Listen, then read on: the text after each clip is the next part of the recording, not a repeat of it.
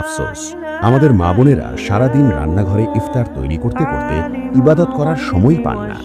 এই 5টি টিপস তাদের জীবন বদলে দিতে পারে। নাম্বার 1, জিহবাকে খালি রাখবেন না।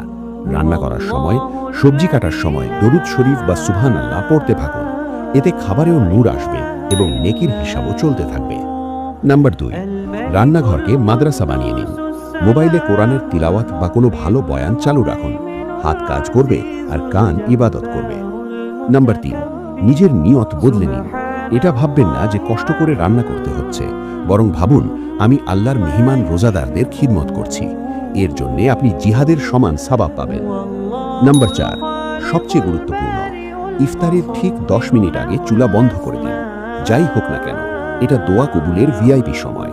এই সময়টা পাকোড়া ভাজতে নষ্ট করবেন না।